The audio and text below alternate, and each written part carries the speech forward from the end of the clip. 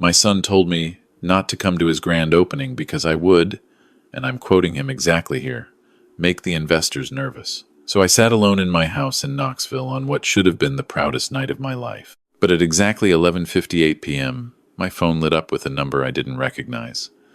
A journalist. She said, "Mr. Cole, I need your comment before we publish."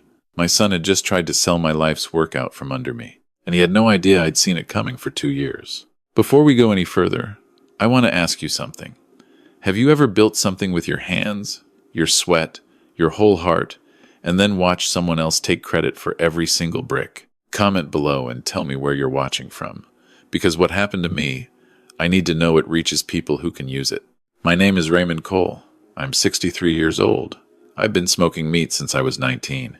My father taught me in the backyard of our house in Maryville, Tennessee. He had an old barrel smoker he'd welded himself, a thing of beauty held together by rust and stubbornness. He showed me how hickory burns different from cherry, how you have to be patient with a brisket the way you have to be patient with people.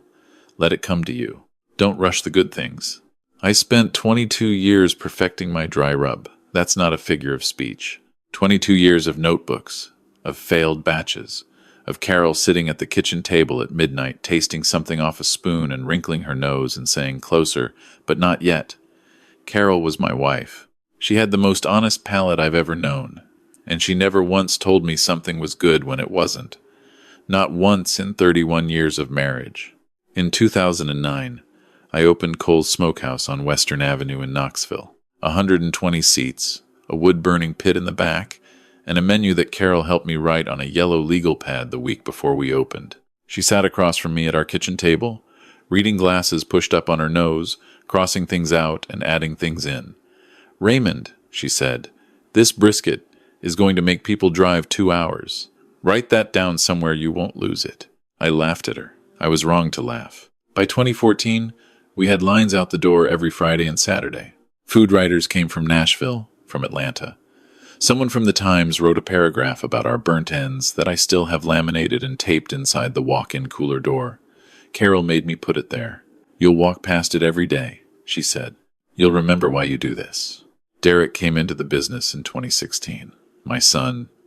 He had his MBA, 3 years in corporate hospitality management, and a head full of ideas about scaling and franchising, and what he called brand architecture. I didn't know what brand architecture meant, but I was proud of him. I handed him the operational side and kept myself in the kitchen where I belonged.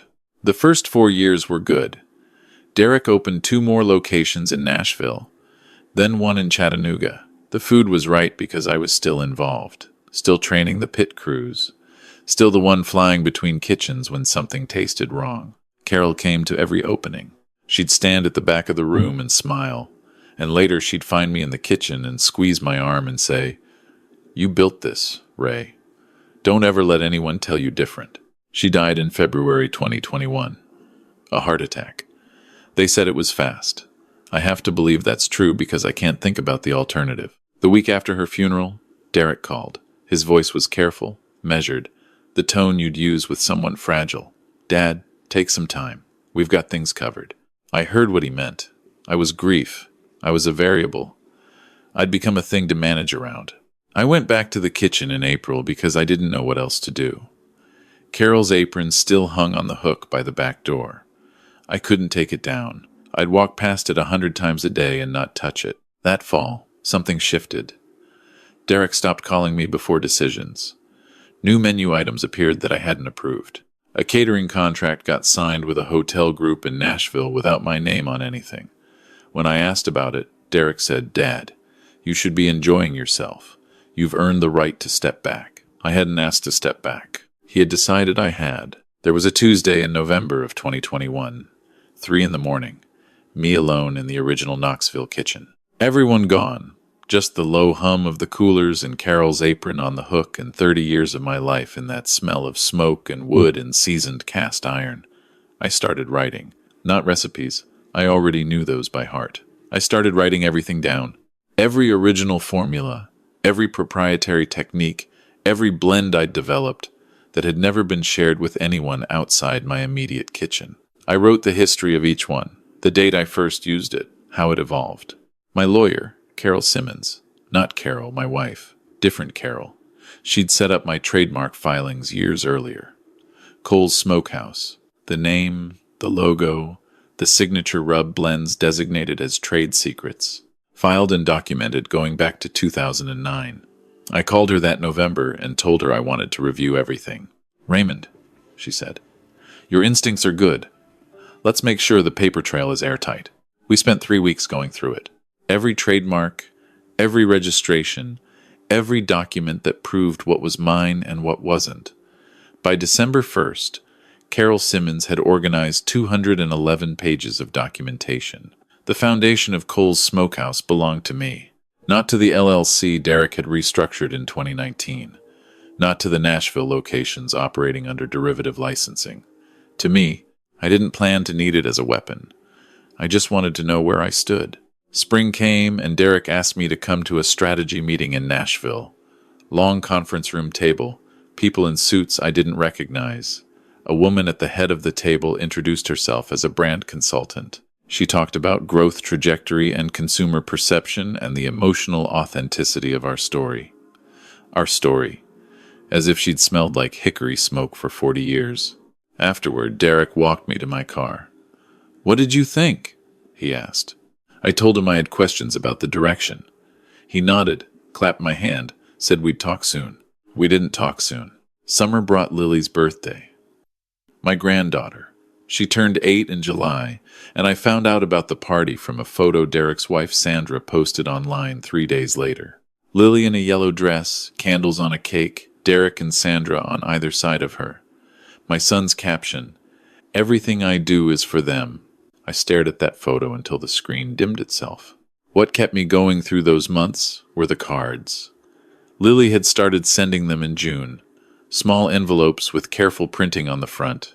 Grandpa Ray, Knoxville, inside, crayon drawings. The two of us fishing, a thing we'd done every summer since she was 4. The two of us at the restaurant, little stick figures in aprons. One of them showed me standing next to a big orange fire, labeled in her handwriting. Grandpa and his smoker. No return address on any of them, but I'd seen that stationery before. It had little blue dogs on the border. Carol, my wife Carol, had given her that notepad the Christmas before she passed. I taped every single one to the wall above my desk. By September, I had 14 of them. Frank Delaney had been my friend since 1987. We'd met at a Chamber of Commerce meeting and discovered we both thought those meetings were a waste of time and left early to get barbecue together. He was a retired contractor, plain-spoken, allergic to nonsense. I drove to his house in Oak Ridge on a Tuesday in October and sat at his kitchen table and told him everything. He listened without interrupting, which for Frank was a significant effort. When I finished, he poured us both more coffee and looked at me. "How long are you going to let this go on?" I didn't have a good answer. Because Carol, your Carol, she would have shut this down 18 months ago, and you know that. He wasn't wrong. He was never wrong about the things I didn't want to hear. The question isn't whether you have a case. You've got 200 pages that say you do. The question is whether you're going to keep making yourself smaller to keep the peace. I drove home in the dark thinking about smaller. November. A food industry reporter named Greg Paulson called me. He wrote for a trade publication out of Nashville. Covered restaurant deals and acquisitions. He said he'd heard I might want to know about something. He emailed me a document, a letter of intent. Cole's Smokehouse, all 8 locations, proprietary recipes and brand assets included, in a preliminary acquisition discussion with a national fast casual chain called Summit Grill Group. $47 million. My name was nowhere in the document. The seller was listed as Smokehouse Holdings, LLC. Derek's restructured entity from 2019. I pulled up my trademark registrations. I laid them next to the letter of intent. The recipes and brand assets Summit Grill wanted to acquire, those were mine. Registered, time-stamped, legally mine in ways that a 2019 LLC restructuring couldn't erase. I called Carol Simmons that night. She came over the next morning with coffee and stayed for 4 hours. "They can't complete this sale," she said, reading through the letter of intent at my kitchen table. "Not without your signature. Not without your consent. The trademarks are yours individually, Raymond. They didn't transfer in 2019 because the restructuring documents were filed incorrectly on that specific asset class. She looked at me over her reading glasses. Someone made an expensive mistake. Or they assumed I'd never look. She nodded slowly. That too. I asked her what my options were. She set down her coffee. You can approach Derek privately and negotiate. Or you can wait until the acquisition moves forward and let the buyers discover the problem themselves. Either way, you hold every card. I thought about Lily's drawings on my wall. I thought about Carol's apron on the hook. I thought about every opening I'd missed, every decision made without me, every time I'd been placed at the end of the table nearest the kitchen. I want to wait, I said. December arrived with Derek's text on a Saturday morning. 4 sentences. The team was doing a private investor gala for the flagship downtown Nashville opening on the 28th. Black tie, high-end clientele, board members, and potential partners. He thought it might be overwhelming for me given everything. He'd make sure we got together in January. Given everything. As if Carol dying made me a liability instead of a man who'd just lost his wife. I typed back, I understand. Have a good event. I sat in my kitchen for a long time after I sent it. The house was quiet in the way houses get quiet when someone who used to fill them isn't there anymore. I walked through each room slowly. Living room, the photo from Cole's first day open. Carol in a red apron holding a spatula like a trophy. Hallway. Lily at 4 years old sitting on my shoulders at the state fair, hands over my eyes, laughing. My office. Lily's 14 drawings covering the wall above my desk. In the kitchen, Carol's apron on the hook. I stood in front of it for a long time. I don't know if what I'm about to do is right, I said out loud. But I know staying quiet isn't right either. I went to my desk and called Carol Simmons. I want to be ready before the 28th, I told her. She already had everything prepared. The week before the gala, I had coffee with Greg Paulson in Knoxville. He'd already dug further. Summit Grill Group had accelerated their timeline. Their board was announcing the acquisition partnership publicly on the night of the gala. Derek had structured it as a reveal, a celebration, the crowning moment of Cole's Smokehouse becoming something national. $47 million and a growth plan for 30 locations in 5 years. Except the crown was built on a foundation he didn't own. Greg said he wanted to cover the story. I said he could have everything. Every document, every trademark filing, every email chain Carol Simmons had compiled. I asked him to embargo it until the night of the gala. He agreed. He said the same thing Amanda had said in that other story I once heard about someone else doing something like this. Once it's published, there's no taking it back. I told him the truth was already out there. I was just choosing when it arrived. December 28th, 6:30 p.m. Derek's gala was happening at a venue in downtown Nashville. I knew because Lily had called me the week before, a quick call from what sounded like the car. Her voice low and careful the way children sound when they're doing something they've been told not to do. Grandpa, I wanted to tell you I love you, and I'm going to the fancy party, and I wished you were coming. Sandra's voice in the background, sharp. Lily went quiet, then a whisper. I'm going to mail you another drawing. The line clicked.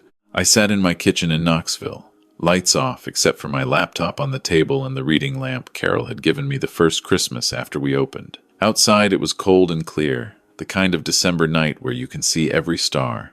At 7, I had soup. I watched an old movie I'd seen 100 times. At 9, I called Frank, who told me to stop second-guessing and go to bed because it was out of my hands now and had been for 2 years. He was right, which is why I called him. At 10:15, I opened my laptop and read through everything one more time. 211 pages. Carol Simmons had called it airtight. I trusted her judgment. At 10:40, my phone buzzed. A text from a number I didn't have saved. It was Sandra. Derek told me tonight. About everything. I don't know what to say to you. I'm sorry. I stared at it. Didn't respond. 11 p.m. The gala was in full swing across the state. 300 people in a restored industrial space in downtown Nashville. Derek at the front of the room in the kind of suit he used to say was wasteful. Summit Grill Group executives shaking hands, the announcement coming at midnight. $47 million and 30 future locations and the name Cole on all of it. A name that came from a man in a barrel smoker backyard in Maryville, Tennessee, who was not in that room. 11:15. I thought about the employees. Marcus, who'd been with me at the Knoxville location since 2011. Teresa, who ran the Nashville flagship kitchen and could break down a whole brisket faster than anyone I'd ever seen. People who had nothing to do with any of this, who showed up every day and did good work and deserved stability. I'd already talked to Carol Simmons about this.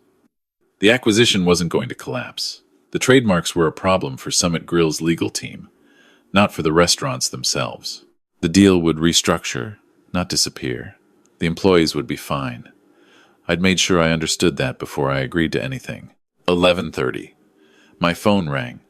I looked at the screen. Lily. I answered on the first ring. Grandpa Ray. Her voice was quiet and a little breathless, like she'd walked away from somewhere to find a private spot. Hey, sweetheart, I'm at the party. Daddy's party. A pause. Are you okay? I kept thinking about you being alone. My throat went tight. I'm okay, baby. Are you having fun? It's really loud. And the food isn't as good as yours, said completely matter-of-factly, with full 8-year-old authority. Mom said the brisket was excellent, but she's wrong. I laughed. The first real laugh I'd had in weeks. You tell her I said so. Grandpa, she got quieter. Do you think we can go fishing in the spring, like we used to? Yes, I said, without hesitation. First warm weekend. I promise. I heard noise in the background, the crowd getting louder, music changing, then Derek's voice somewhere distant, not on the phone, projected, addressing the room. I have to go, Lily whispered. I love you, Grandpa Ray. I love you too, sweetheart, more than you know. The line went quiet. I sat in the dark with my hand over my eyes for a minute. Then I opened my laptop, found the draft I'd had ready for 3 days, and hit send. 11:58. The email went to Carol Simmons and Greg Paulson simultaneously. 2 words. Publish it. Midnight. Somewhere across the state, Derek was announcing a $47 million acquisition. Champagne was being poured. Hands were being shaken. Cole's Smokehouse was being sold to the future. 12:03. Greg's article went live. Trademark dispute clouds Cole's Smokehouse acquisition. Founder holds individual rights to brand assets in potential $47M deal. My name. Derek's name. Carol Simmons's documentation. 211 pages summarized in 4 paragraphs of careful, factual journalism. The trademark filings. The LLC restructuring error. The letter of intent that never accounted for who actually owned what. 12:11. My phone started moving. 12:14. Derek called. I let it ring. 12:19. He called again. I answered. His voice was different from anything I'd heard from him before. Not the smooth, managed tone. Not the careful distance. Raw, shaking slightly. Dad, what did you do? I documented the truth. There are 300 people here. Summit's legal team is on the phone right now. You've destroyed this. You've destroyed everything tonight in front of everyone. I kept my voice even. If the truth destroys something, Derek, ask yourself what it was built on. Silence. I could hear the noise of the gala behind him, voices rising, the party turning into something else in real time. I had lawyers look at this. They said the restructuring covered everything. They were wrong. Carol Simmons wasn't. A longer silence. Then, quieter. Why didn't you come to me? Why didn't you just come to me first? I thought about that question for a moment. I thought about Lily's birthday party I found out about from a social media post, about the strategy meetings I wasn't invited to, about being told not to come to the grand opening of a restaurant that existed because of 30 years of my life. I did come to you, Derek. Every time I was left out of a decision, every time I was managed instead of consulted, every time you told me to step back and enjoy myself. I came to you every one of those times and you told me I was being sensitive. He didn't have an answer for that. The trademarks are mine, I said. That doesn't have to end the deal. Carol Simmons is willing to negotiate a proper licensing structure. Summit Grill's lawyers can call her Monday morning. But my name goes back on what I built. My contribution gets documented. That's not negotiable. The call ended without a goodbye. I turned my phone face down and sat in the dark until 2 a.m., thinking about all the things I'd gained and all the things I'd lost and the complicated geography between them. The next week was loud. Greg's article got picked up by 3 national food industry publications. Summit Grill Group released a statement saying the deal was under review pending clarification of asset ownership. Derek gave no public statement for 4 days, and when he did, it was 2 sentences through a PR representative saying the company was committed to transparency and resolving all matters appropriately. Carol Simmons's phone rang 40 times in the first 48 hours. I drove to Frank's house on New Year's Day. He made chili, the only thing he could cook reliably. We sat at his kitchen table and he said, "You doing okay?" And I said, "Not entirely." And he nodded like that was exactly the right answer. 3 weeks later, a Sunday evening, my phone showed Derek's name. I almost didn't pick up. Then I thought about Lily and I answered. His voice was different again. Not the panicked version from the gala, not the managed corporate version either. Something stripped down, tired. "I owe you more than an apology, Dad. I know that. I didn't say it was fine. It wasn't fine. I told myself I was growing what you built," he said, "that you'd earned the right to relax, and I was doing you a favor by taking the weight off. But that wasn't true, and I knew it wasn't true. I wanted the credit. I wanted to be the one who took it from a Knoxville restaurant to something national. And to do that, I needed you to be the background, the origin story, the guy who started it, not the guy still running it." He stopped. "I made you invisible because it was easier than sharing." I sat with that for a moment. "You know the worst part," I said. "It wasn't the business. I've been in that kitchen for 30 years. I know what I built. The worst part was Lily's birthday, the Christmas I didn't get invited to, being told I'd make investors nervous. You didn't just cut me out of the business, Derek. You cut me out of my own family." He was quiet for a long time. "I know," he finally said, "and I don't know how to fix that except to say I see it now, all of it. I'm in therapy. I'm trying to understand how I got here." A pause. "Sandra's been very clear with me about what I did." I wasn't ready to say I forgave him. That would have been dishonest. Forgiveness isn't a light switch. It's a long road, and I'd only just found the start of it. "I want to see Lily," I said. "Yes," he said quickly. "Yes, whenever you want. She asks about you, constantly. She keeps saying she's going to take you fishing. She already told me." The licensing agreement was signed in February. Cole's Smokehouse, properly structured. My name on the founding documents, properly credited. The acquisition with Summit Grill moved forward at a renegotiated figure. The employees kept their jobs. Marcus called me when it was finalized. "Mr. Cole," he said. "We were worried." I told him I was sorry for the worry. He said, "Don't be. The right thing happened." I don't know if I'd call it the right thing exactly. The right thing would have been my son never needing to learn this lesson. The right thing would have been Carol alive to see the spring, standing in the garden with her tomatoes and her reading glasses. The right thing would have been a lot of things that aren't available anymore. But the true thing happened, and sometimes that's what you get. The keynote came in March. A food industry conference in Atlanta, 2,000 people. They asked me to talk about intellectual property and restaurant ownership and what it costs when founders fail to protect what they've built. I talked for 40 minutes. I talked about Carol and what she believed I could do. I talked about 22 years of notebooks and a patented dry rub and a barrel smoker my father welded in 1973. I talked about what silence costs and what speaking up costs and how you have to decide which price you can live with. When I finished, the room stood up. I stood there at the podium for a moment and thought about a man in a dark kitchen in Knoxville at 3 a.m. starting to write everything down. I thought about him having no idea what he was starting. Spring arrived and Lily came to Knoxville for a weekend. Derek dropped her off on a Saturday morning and I made her biscuits and gravy, her favorite.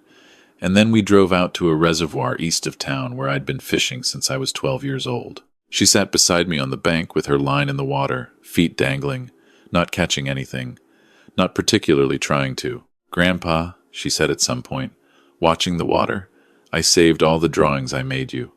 I made 17 before Mom let me mail them, and then I just kept making them anyway. I have every single one you sent me. On my wall." She looked at me. "Really? Everyone. I ran out of wall in February."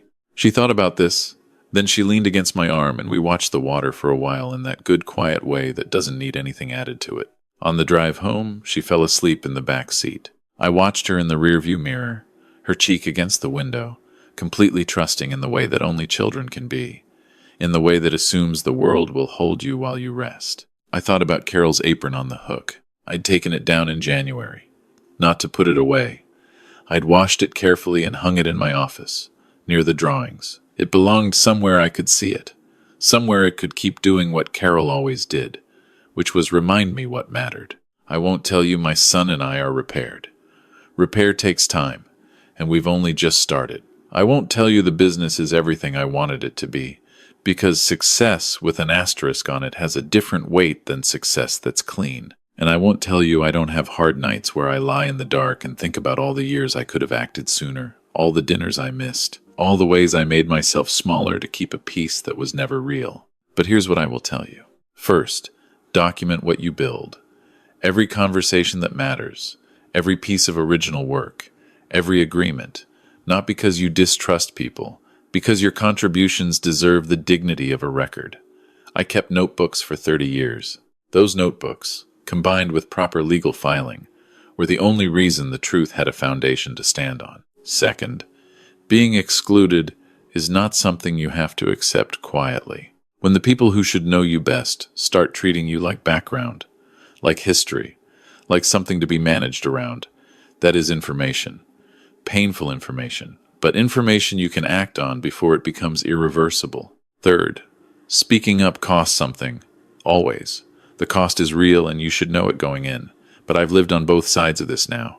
I know what silence costs, and I know what speaking costs. Silence is cheaper in the short run, and it will bankrupt you slowly. If you're watching this and you see yourself in any part of this story, I want you to hear me say it plainly. You are not too old. You are not obsolete. The experience you carry, the work you've done, the things you built and raised and sacrificed for, those are not footnotes.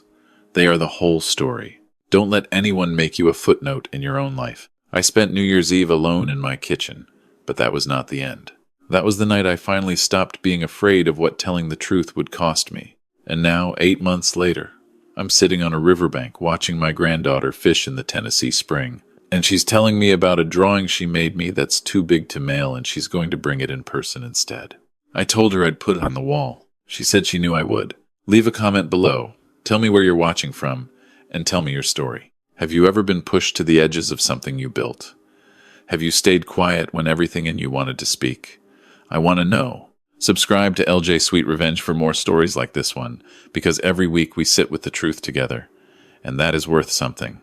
Your voice matters. Use it before someone else tells you it doesn't.